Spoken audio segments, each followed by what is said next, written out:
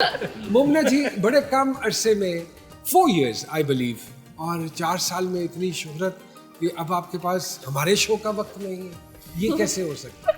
और इतने तरले करने पड़े आपको, वाई? शोज में तो जाना चाहिए और स्पेशली ऐसे शो में जहाँ पे प्रोफेसर साहब हो, हनी साहब हो, आयशा साहिबा हो, ये सारे नामी गिरामी लोग हैं। और हमारा तो थरला बड़ा मशहूर है। आपने देखा नहीं, इसरार की एंट्री पे मैं बैठा रहा हूँ, आप जब चल के आई हैं तो मैं खड़ा हो गया हूँ, अपनी कुर्सी छोड़ दी मैंने। एग्जैक्टली और वाहिद आदमी है जो खड़े हुए हैं। मैं तो खैर खड़ा ही था, लेकिन ये वाहिद आदमी है जो खड़े हैं। अब क्यों बैठ गए हैं? आप जो बैठ गई, जैसे आप कहेंगी, जैसे आप करेंगी, मैंने तो फॉलो करना है। तो मुन्ना जी कम अरसे में माशाल्लाह इतनी शोहरत, सोचा था कि इतनी पॉपुलर हो जाऊंगी? नहीं, बिल्कुल भी नहीं। क्या सोच के आई हैं इंडस्ट्री में? मुझे शौक था एक्टिंग का, तो अच्छा। फिर शुरू हो गया। फिर की? जी, कोशिश जारी है उस पर अभी तक। मशहूर बम बनाओ। अच्छा, लेकिन वो कॉन्ट्रडिक्शन लग रही है आपके इंटरव्यूज में। आपने बोला कि आप एक्टिंग नहीं करना चाहती थी, आप समझती थी आप नहीं कर लो सकती। बताओ। हाँ, ये बात मैंने की थी, लेकिन मैंने भी पूरी बात नहीं की। आपके ये सवाल पे मैं जवाब देना चाहूँगी कि मैं मॉडलिंग करी थी, तो उस दौरान मुझे कॉल आई थी कि एक कैरेक्टर है, आप करना चाहती हैं वो, तो मैं बिल्कुल इंटरेस्टेड नहीं। ब्यूटी पार्लर के नाम से था शायद। कॉलर वाली लड़की। पार्लर वाली लड़की। पार्लर वाली। हाँ बिल्कुल। तो फिर मेरी बात वहाँ नादिया अफगन से हुई थी, नादिया आपा से, तो वो उन्होंने प्रोड्यूस मुझे कर रही थी, डायरेक्ट कर रही थी? डायरेक्ट करी। अच्छा, ओके। तो फिर वो मेरा फर्स्ट टाइम था, उनसे मैंने बहुत कुछ सीखा है। वहाँ से उसके बाद मेरा करियर स्टार्ट हुआ था, तो फिर मैंने एक्टिंग नहीं छोड़ी। तो ये बात थी। उससे पहले तक आई वॉज नॉट रेडी कि मुझे एक्टिंग करनी है या मुझे क्या करना है, मुझे नहीं पता था। यानी तुक्का लग गया। यस कह सकते हैं, कह सकते हैं। 90% इस काम में लोग तुक्के से ही आए, वाह वाह। विदाउट एग्जैजुरेशन है।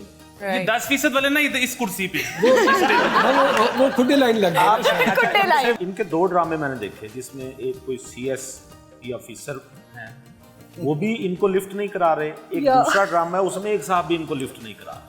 बड़े बदकिस्मत आदमी। पहले वफा और खुदा और खुदार मोहब्बत दोनों में लिफ्ट नहीं दोनों करा में। रहे। इसकी क्या वजह? छोड़ के चले गए दोनों मुझे। ये ज्यादती क्यों हुई आपके साथ? ये तो राइटर और डायरेक्टर से पूछेंगे कि ये नाइंसाफी क्यों है इस शक्ल के साथ। हमारा सवाल है जी उन दोनों ड्रामों के राइटर और डायरेक्टर से कि उन्होंने ये ज्यादती मोमिना साहिबा के साथ क्यों की? देखिए, इससे- मसला क्यों ये है निकाला? क्यों निकाला? क्यों निकाला? जो अच्छे लोग होते हैं उनको फ्रेंड जोन कर दिया जाता है, भाई जोन, भाई जोन। और ये जो सीएसपी ऑफिसर्स होते हैं उनके पीछे जाया जाता है। अच्छा कर रही हैं फिरदौस आपा सीएसपी ऑफिसर्स के साथ। शाहजी जो सूफी शायर होते हैं या सूफी सिंगर होते हैं, उनका अटायर जो होता है वो बिल्कुल बड़ा ही मुख्तलिफ सा होता है, मलंग टाइप तबीयत के। तुसी तो न्यू जर्सी दे मैनू कोई सूफी सिंगर लग सर गया। मैं कोविड दौर दा सी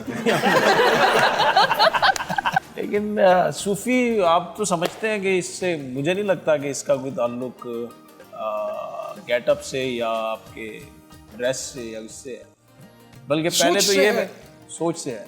जो सूफी होता है उसकी तो सोच ही बिल्कुल एक दरवेशां वाली होती है। He is least pushed in bother की दुनिया में क्या हो रहा है। अंडरस्टूड भी बहुत किया गया। गैलस पाने भी नहीं, सरकार लोग नहीं होते पाने, सूफी। सस्पेंडर्स अगर नहीं होंगे तो जिन्नी टाइट पतलून है ताड़ी, सस्पेंडर्स की तो जरूरत ही नहीं। ऑब्जर्वेशन। इसकी मजेदार बात मैं आपसे शेयर करूँ। वो कहते हैं ना वाह वाह मौज मलंगा दी। उसकी छोटी सी मिसाल ये है कि अगर आपने बहुत नीट कपड़े पहने हो तो आप कांटों से कीचड़ से बड़ा बच के चलोगे। जो एक्चुअली आप फकीरी की अभी डेफिनेशन बता रहे थे उसमें ये नहीं कि अगर चोला पाया है तो आप बिल्कुल आपको ये चीजें टेंशन वेंशन नहीं। शाहजी फकीर को सुनना हो तो कितना खर्चा है? शाहजी हमारे पास हो और इनको हम प्लग लगा के सुने तो फायदा कोई नहीं, इनको हम अनप्लग सुनेंगे। लेकिन एक छोटी सी ब्रेक के बाद आपकी खिदमत में हाजिर हूँ।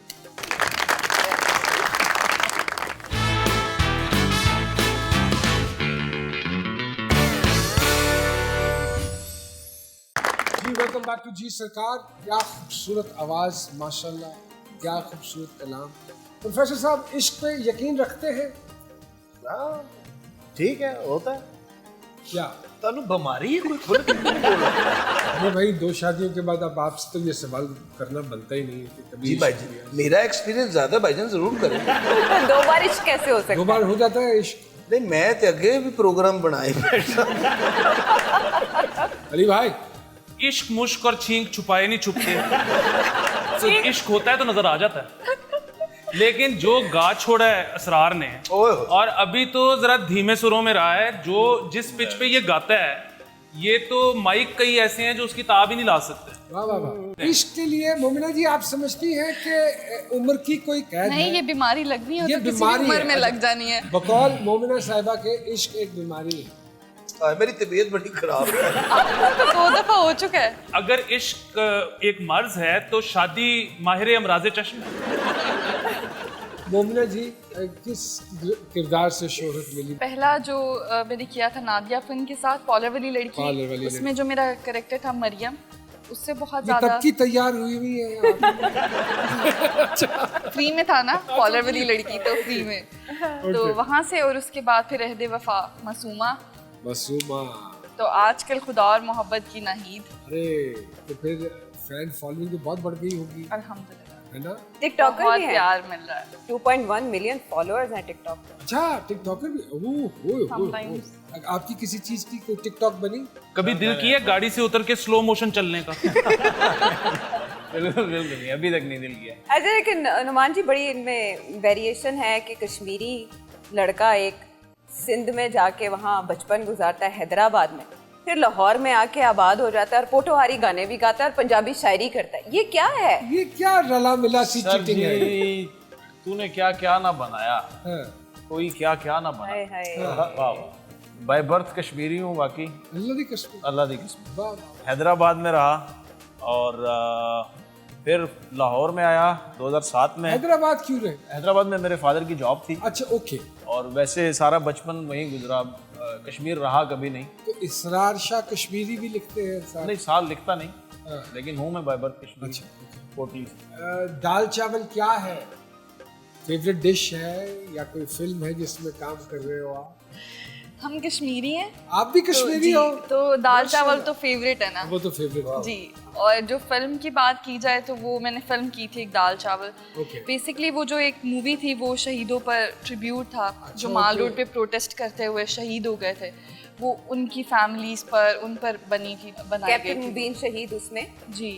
शहादत उनको नसीब बिल्कुल, हुई। बिल्कुल। कैप्टन मुबीन शहीद थे। लेकिन मैं जो चीज़ समझ नहीं पा रहा हूँ कि इतनी इंटेंस स्टोरी लाइन और नाम दाल चावल रख दिया जाए, ये कुछ समझ नहीं आ रही। मुझे तो अब पता लगा है इस कहानी का, वरना मैं तो बड़ा खुश था इस फिल्म के ऊपर, क्योंकि पाकिस्तान में अमूमन आप किसी भी चीज़ का कॉन्सेप्ट दो ना तो वो टारगेट ऑडियंस के आगे लिखना होता है यूनिवर्सल या ऑल, और कोई चीज़ दुनिया की यूनिवर्सल ऑडियंस के लिए नहीं हो सकती। नहीं हो सकती। मैं सोच रहा था कि ये कम्युनिटी के लिए, बटों के लिए फिल्म बनाई है दाल चावल, तो मैं तो बड़ा खुश था, लेकिन ये तो कश्मीरी बटों के लिए। हाँ, ये तो सैड स्टोरी निकली।